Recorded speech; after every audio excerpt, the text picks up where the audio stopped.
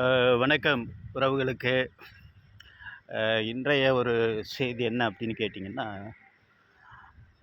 ஒரு கலவையான ஒரு செய்தி பேசுவோமா அப்படின்னு நினைக்கிறேன். ஆமாம், அதாவது பலருக்கும் பல விஷயங்கள் புரியாமையே இருக்கும். புரியும், ஆனால் புரியாது. அப்படிங்கிற மாதிரி தான் பலருக்கும் பல விஷயங்கள் இருக்கும். அந்த அடிப்படையில் பார்த்திங்கன்னா, அறிவு ஏன் மற்றவங்கள போல் நம்மளுக்கு சிந்திக்க தெரியல, நம்மளுக்கு அறிவு இல்லையா, இப்படிங்கிற பல கேள்விகள் நமக்குள்ளேயே ஓடும். அந்த மாதிரி கேள்விகள் பெரும்பாலும் 60-70% மக்களுக்கு இருக்கும். இதுக்கு என்ன காரணம்னே பலருக்கும் புரியாது.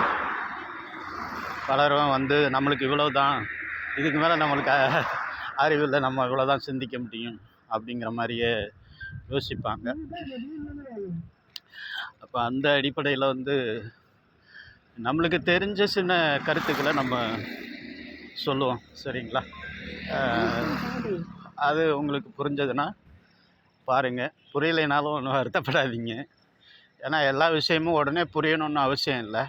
அது சொல்ல சொல்ல பேச பேச ஒவ்வொரு விஷயங்களும் உங்களுக்கு புரிய வரும். பொதுவாக நம்ம அறிவை வளர்த்துக்கணுன்னா என்ன பண்ணணும் அப்படிங்கிறதான் எல்லாருக்கும் இருக்கிற கேள்வி. அறிவு எங்கேருந்து வரும் அப்படிங்கிற மாதிரி தான் தோணும். உங்களுக்கு தெரிஞ்ச விஷயங்களை நீங்கள் எல்லாத்துக்கிட்டையும் மனம் விட்டு பேசுங்க. நீங்கள் பேசும்போது தான் உங்களுடைய அறிவை நீங்கள் வளர்த்துக்க முடியும். ஏன்னா புதுசான சிந்தனைகள் நீங்கள் பேச பேச உங்களுக்கு வரும். மற்றவங்களுடைய கேள்விகளுக்கு பதில் சொல்லும்போது உங்கள் சிந்தனை வளரும். ஆமாம், அதனால் மற்றவங்களுடைய கேள்விகளுக்கு பதில் சொல்ல பழகுங்க. அப்படி பழகும்போது உங்களுடைய சிந்தனைகள் தூண்டப்படும். அப்போ சிந்தனைகள் தூண்டப்படும் போது தான் உங்களுக்கு புது புது ஐடியாக்கள் கிடைக்கும். அப்போ இது ஒரு வகை. இதை தாண்டி வேறு என்ன செய்யலாம் அப்படின்னா, நிறையா புத்தகங்கள் படிங்க. இன்றைக்கி புத்தகங்கள் படிக்கிறது ரொம்ப குறைவாக இருந்துச்சு. ஆனால் அதே சமயத்தில் இன்றைக்கி கூகுள், ஜிஜே, இன்னும் என்னென்னமோ குக்கம்பாவா என்னென்னமோ நிறைய வலைதளங்களில் நிறைய விஷயங்கள்லாம் புத்தகத்தில் இதில் போய் படிங்க, அதில் போய் படிங்க அப்படின்லாம் சொல்கிறாங்க இல்லையா? அதை படிங்க, அதில் தேடி படிங்க. புக்கு படிக்கிறது ரொம்ப நல்லது. ஏன்னா இதில் தேடி படிக்கிறதோட புக்கு படிக்கிறது நல்லது. ஏன்னா புக்கை நம்ம எப்போ வேணாலும் படிக்கலாம். ஆனால் இதை டவுன்லோடு பண்ணி வச்சுட்டு ஒரே நாளில் எல்லாத்தையும் உட்காந்து படிக்க முடியாது. ஆனால் புக்கு நீங்கள் எப்போ விரும்பினாலும் அப்போ படிக்கலாம். அதை ஒரு எந்த பேஜ் வரைக்கும் நம்ம படிச்சிருக்கோம் அப்படிங்கிறத லைட்டாக ஒரு மூலையில் மடக்கி வச்சுட்டு சரி அடுத்த நாள் படிக்கலாம். இப்படி படித்து உங்களுக்கு உங்களுடைய அறிவை வளர்த்துக்கலாம். புக்கு படிக்கிறது அவ்வளோ ஒரு நல்ல விஷயம். பலரும் பல கருத்துக்களை எழுதியிருப்பாங்க, அவங்களுடைய அனுபவத்தை எழுதியிருப்பாங்க. அப்போ இப்படியெல்லாம் இருக்குமா அப்படிங்கிறது நம்மளுக்கு தெரியாது. அப்போ அதுக்கு அந்த சிந்தனையை தூண்டுறதுக்கு இந்த மாதிரி புக்குகள் அவர்கள் அனுபவப்பட்டதை, அவர்கள் பார்த்ததை, அவர்கள் மற்றவங்கள்ட்ட கேட்டு தெரிஞ்சுக்கிட்டதை எல்லாம் கலந்து தான் ஒரு புக்கை எழுதுவாங்க.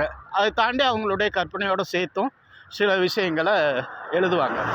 அப்போ அந்த மாதிரி புக்கு படிக்கும்போது நம்மளுடைய சில விஷயங்கள் நம்மளுக்கு புரிப்படாதது அல்லது புரியாதது, இப்படியெல்லாம் இருக்குமா அப்படின்னு நினைக்கிறது கூட அந்த புக்குகளில் சில எழுத்தாளர்கள் அருமையாக எழுதியிருப்பாங்க.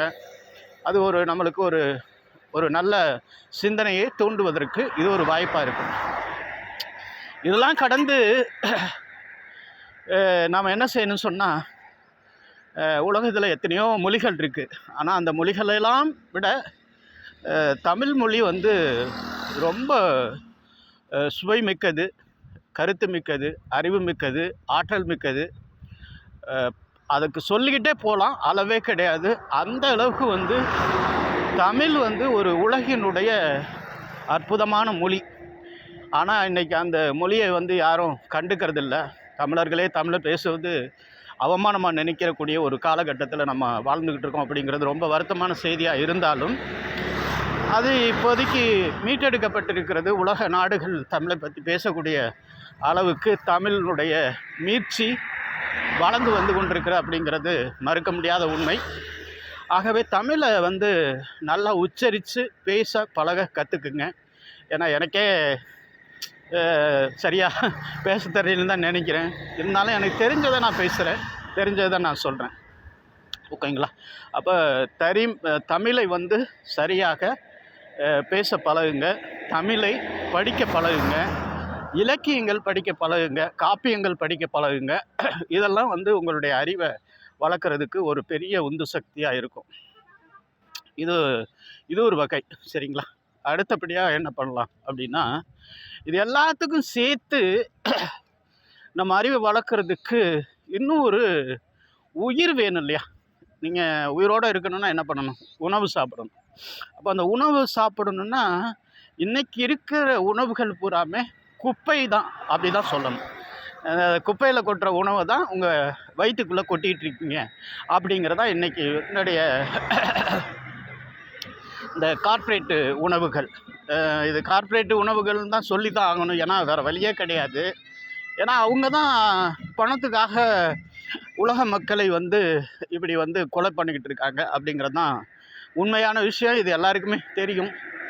தெரியாதவங்க இன்றைய இளைஞர்களுக்கு வந்து அது வந்து சுத்தமாகவே புரியலை. இது வந்து வளர்ச்சி, விஞ்ஞானம், அப்படி இப்படின்னு சொல்லிட்டு லைஃப் ஸ்டைல், இப்படி பலவேறு கற்பனைகளில் வாழ்ந்துக்கிட்டு இருக்கிற இளைஞர்கள் வந்து இந்த விஷயத்தெல்லாம் மாற்றி யோசிக்கணும்.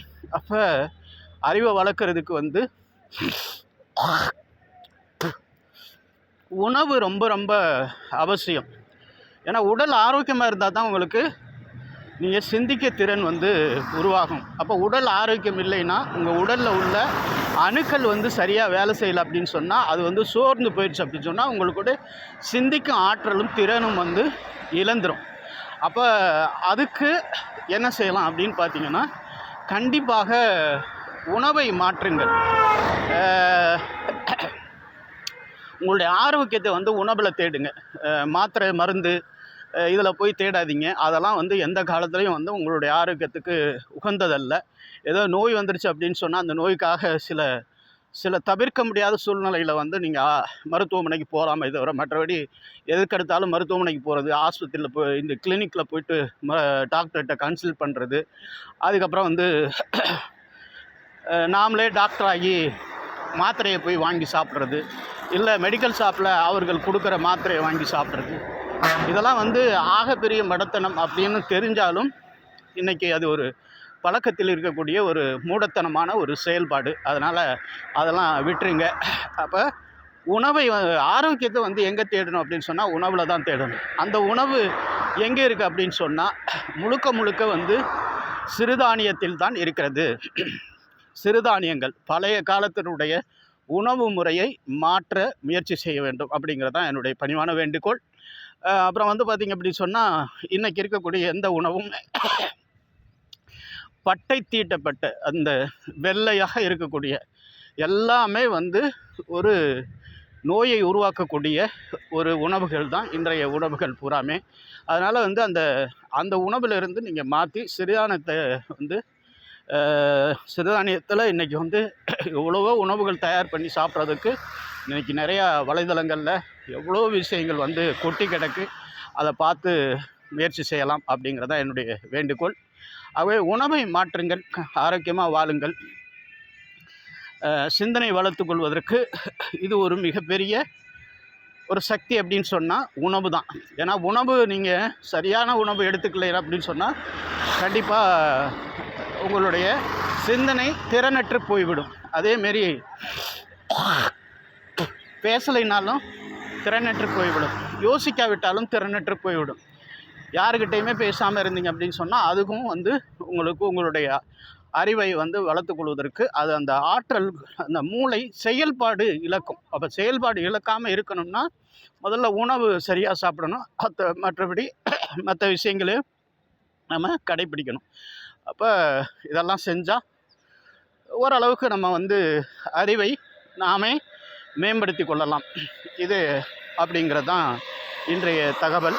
இது கூட சேர்த்து ஒரு கூடுதலான ஒரு தகவல், நீங்கள் வாழ்வியல் பண்பாடு அப்படின்னு சொல்லி நம்ம சொல்கிறோம். இந்த வாழ்வியல் பண்பாடு பெரும்பாலும் இன்றைக்கி வந்து சொல்லக்கூடிய விஷயங்கள் வந்து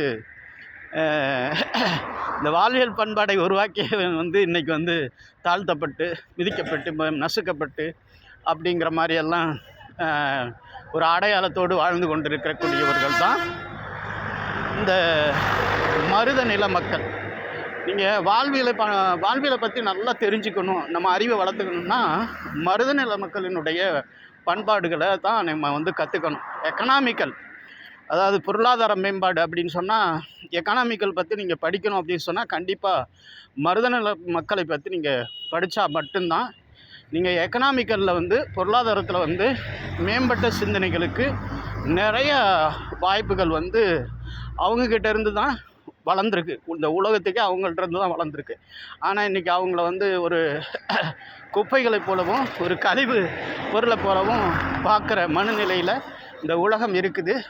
அது உலகம்னா சொல்ல முடியாது, இந்தியா அப்படி தான் இருக்குது. இந்தியாவில் இருக்கக்கூடிய சில கழுசடைகள் அந்த மாதிரி வந்து அதை உருவாக்கி வச்சுருக்கானுங்க. அதனால் வந்து நீங்கள் அறிவை மேம்படுத்த வேண்டுமென்றால் மருத நில மக்களினுடைய வாழ்வியலை நீங்கள் பாடமாக எடுத்துக்கொண்டால் நிச்சயமாக நிறைய விஷயங்கள் உங்களுக்குள்ளே கேள்விகள் கேட்டு உங்களுக்கு உங்களுடைய அறிவை நீங்களே மேம்படுத்தி கொள்வதற்கு வாய்ப்புகள் மருத நில மக்களினுடைய வாழ்வியலில் கொட்டி கிடக்கிறது. அப்படிங்கிறத தேடினீங்கன்னா கண்டிப்பாக கிடைக்கும். நீங்கள் தேடி படிங்க. இன்றைக்கி எவ்வளோ விஷயங்கள் இருக்குது, அதை தேடி படிக்கிறதுக்கு நாம் தான் முயற்சி எடுக்கணும்.